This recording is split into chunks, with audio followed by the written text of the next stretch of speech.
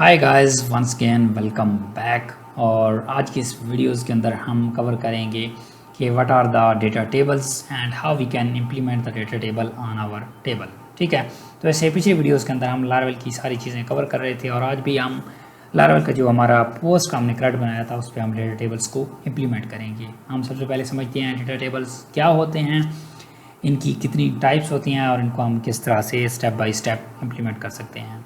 And by the way ये Laravel का full course है जिसको आप स्टेप बाय स्टेप वॉच कर सकते हैं और अपने फ्रेंड्स को भी रिकमेंड कर सकते हैं जो लारावेल डेवलपर बनना चाहता है। तो इन वीडियोस को फॉलो करके कोई भी आप लारावेल के प्रोजेक्ट्स बना सकते हैं। ठीक है, ओके। अब हम बढ़ते हैं, हमारे पास ये एक पोस्ट का टेबल था, ठीक है, जिसके अंदर हमने अपनी पोस्ट को क्रिएट किया था। तो हम पहले समझते हैं कि इस पर हम डेटा टेबल्स कैसे अप्लाई कर सकते हैं। तो उसके लिए हमें पता होना चाहिए कि what are the data tables. तो आपने आना है, यहाँ पे लिखना है jQuery डेटा टेबल और ये आपके पास सबसे पहली ऑफिशियल वेबसाइट आ गई datatables.net। तो यहाँ से हम समझते हैं डेटा टेबल्स क्या होते हैं। एक सिंपल टेबल था जिस पे क्या लगा दी, यहाँ पे असेंडिंग डिसेंडिंग अप्लाई कर दी कि लेट्स ये एक नेम है, अगर मैं इस पर क्लिक करूँ तो ये इसको डिसेंड करेगा। ठीक है, क्लिक किया तो देखिए आप ये डिफरेंट Z से ऑर्डर के अंदर शो करा रहा है। अगर मैं फिर से क्लिक करूँ T से, अब देखिए ये A से शो करा रहा है। अब A और Z, ठीक है, अब इस तरह से ये नामों को शो करा रहे हैं। मतलब ये पहले क्या करा था, असेंडिंग से शो करा था, अब ये डिसेंडिंग से शो कराता है जब हम दूसरी बार क्लिक करते हैं। सिमिलरली यहाँ पे भी है, यहाँ पे भी है। उसके अलावा यहाँ पे इसकी फंक्शनैलिटी होती है, यहाँ पे सर्च बार हमें मिल जाती है कि लेट्स से हम सर्च करना चाहते हैं सीनियर जावास्क्रिप्ट। ओके, देखिए हमारे पास ये आ चुका है। ठीक है, तो ये लाइव आपके पास इस तरह से कॉल जा रही होती है और ये रिकॉर्ड्स को लोड कर रहा होता है। परफेक्ट। उसके अलावा हम यहाँ पे पेजिनेशन ऐड कर सकते हैं कि लेट्स से हमारे पास 57 रिकॉर्ड्स थे। अगर हम पेज 57 को ऐसे ही लोड करते तो हमारे पास क्या करता है, इधर लॉन्ग एक पेज बन जाता। ठीक है, हमने इसको क्या किया कि एक पेज को हमने मल्टीपल पेजेस के अंदर कन्वर्ट कर दिया ताकि हमारे रिकॉर्ड्स दूसरे पेज पर चले जाएँ। यहाँ पर क्लिक करें, ये दूसरा पेज आ गया, यहाँ पे तीसरा एंड सो ऑन। ठीक है, तो हमारे पास जितने भी रिकॉर्ड्स होंगे उसके रेलेवेंट हम पेजेस को क्रिएट कर सकते हैं और प्रीवियस नेक्स्ट जा सकते हैं। यहाँ पे बताता है कितने से कितने रिकॉर्ड्स हो रहे हैं, कितनी टोटल एंट्रीज हैं एंड सो ऑन। ठीक है, यहाँ से फिर हम ये भी शो करा सकते हैं कि एक पेज पर कितने रिकॉर्ड्स हों। लेट्स से मैं 50 कर देता हूँ तो अब पेजिनेशन भी इसके मुताबिक आएगी। ये देखिए 50 रिकॉर्ड हैं और 7 रिकॉर्ड्स दूसरे पेज पर चले गए हैं। ठीक है, तो इस तरह से आप इस चीज़ को इम्प्लीमेंट कर सकते हैं अपने डेटा टेबल्स पे भी, अपने टेबल्स पे भी। तो इसको किस तरह से इम्प्लीमेंट करना है, सो लेट्स गेट स्टार्टेड। आपने यहाँ पे आ जाना है, फुल गेट स्टार्टेड गाइड, इस पर क्लिक कर देना है और ये आपने टेबल को एक आईडी असाइन करनी है और देन यहाँ पे अपने CDNs को कॉपी करना है। सबसे पहले ये आपके पास CSS का CDN है डेटा टेबल का, इसको आपने कॉपी कर लेना है अपने पास। ओके, ये मैंने किया कॉपी और अपने पोस्ट के इंडेक्स पेज पे आ जाना है। ठीक है, मैं यहाँ पे एक आउट बनाया था, मैं इसको डिलीट कर देता हूँ और नाउ ओके। सो अब यहाँ पे आ जाना है अपने पोस्ट के इंडेक्स पेज पे क्योंकि हम वहाँ पे लगाना चाहते हैं और ये लिंक से नीचे यहाँ पे आके आपने अपने CDN को पेस्ट कर देना है।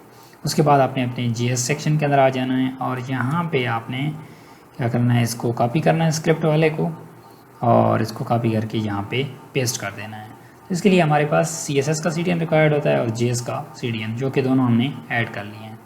अब आपने क्या करना है, अपने टेबल को एक ID असाइन करनी है। ठीक है, ID या क्लास कोई भी आप असाइन कर सकते हैं। तो उसके लिए आपने अपने टेबल पे आना है, यहाँ पे टेबल पे आके आपने यहाँ पे लिखना है ID इक्वल जो भी आपका टेबल का नाम है आप वो दे सकते हैं। मैं लिखता हूँ पोस्ट, हमारा पोस्ट का टेबल है, पोस्ट टेबल आ गया और फिर से आपने JS के अंदर इधर आ जाना है और यहाँ पे हम अपने टेबल को इनिशियलाइज कराएंगे। ठीक है, और इनिशियलाइज कैसे कराना है, ये भी हमारे पास मेथड्स हैं। मैं इसको jQuery के दूसरे मेथड से कराता हूँ जो शॉर्टर है और इसमें बहुत स्ट्रक्चरल है। ये देखिए, इसको आपने कॉपी करना है, रेडी वाला फंक्शन हमारा ऑलरेडी लगा हुआ है, ये देखिए रेडी वाला, और इसके अंदर मैं यहाँ पे पेस्ट कर देता हूँ।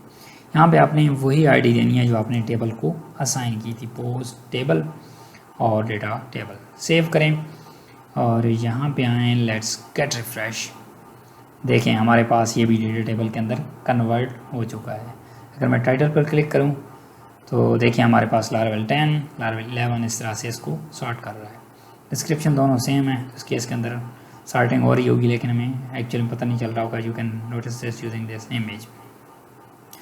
ओके, सिमिलरली हम यहाँ से सर्चिंग कर सकते हैं। लेट्स से मैं सर्च करना चाहता हूँ लारावेल 11, तो देखें लारावेल 11 सर्च हो क्या रहा है। कुछ ऐसी चीज़ सर्च करेंगे जो रिकॉर्ड नहीं होगी तो कहेगा no matching record without page refresh कर रहा है, देखें, ठीक है।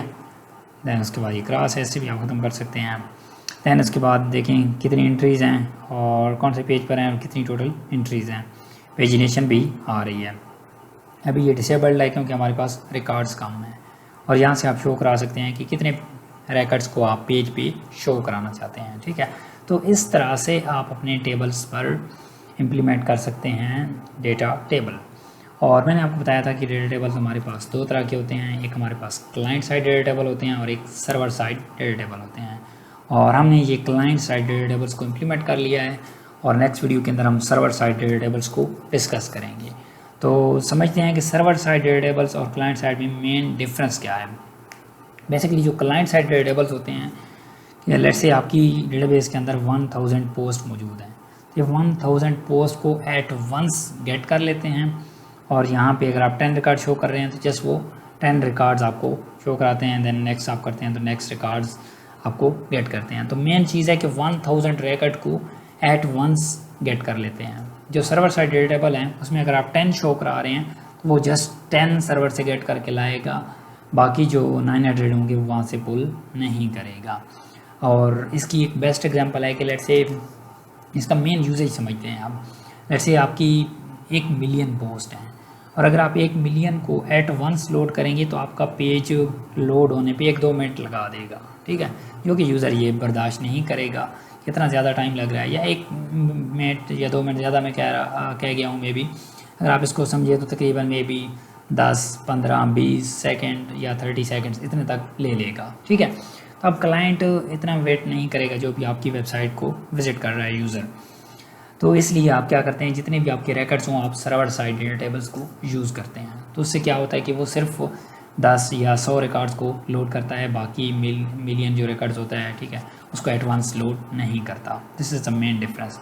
अब आप क्लाइंट साइड को मैंने आपको कवर क्यों कराया है, क्योंकि जहाँ पे आपको स्मॉल डेटा को प्रोसेस करना है उस टाइम पे आप यूज़ कर सकते हैं इन अपने क्लाइंट डेटा टेबल्स को। 1000, 2000, 5000 इवन 10,000 तक आप देख सकते हैं। वो आपके कॉलम्स प्रिवेंट करता है, आपके कितने कॉलम्स हैं, आपका पेज फर्स्ट लोड हो रहा है तो आप क्लाइंट साइड को यूज़ कर सकते हैं। That's the main difference why we need to use a client side and server side. So next video के अंदर हम कवर करते हैं कि how we can implement the server side data tables in the Laravel. I'll see you guys in the next one. Bye bye.